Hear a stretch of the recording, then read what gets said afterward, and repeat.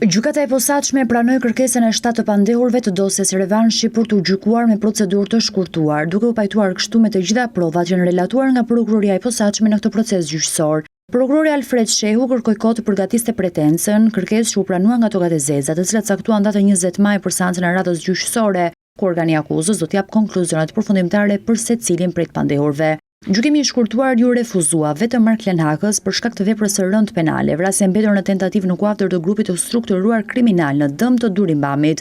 Për të çështja u veçua dhe do të vijojë me gjykim të zakonshëm në një proces ku do të thirren dëshmitar për të marrë në pyetje lidhur me këtë episod. Dosja revanshi është ndarë në disa fraksione ku pak ditë më parë për të njëjtin grup, me të përfshirë shtetasit Emiliano Shullazi, Gjergj Cukali, Astrid Avdyle, Xhelal Raja, Viktor Imeraj e të tjerë, SPA kërkoi 127 vite e 6 muaj burg në total për të gjithë pandehurit. Zbërthimi i komunikimeve të kriptuara në aplikacionin Sky SCC çoi në identifikimin dhe goditjen e 7 grupeve kriminale, ku prokuroria e posaçme në maj vitit 2024 lëshoi 50 urdhër arreste në total. Një pjesë e tyre u ekzekutuan ndërsa pjesa tjetër janë shpallur në kërkim. Të gjithë personat ishin përfshirë në sigurim kushtesh për të kryer vrasje, kultivim narkotikësh në bashkëpunim me strukturat policore, atentate dhe episode të tjera kriminale.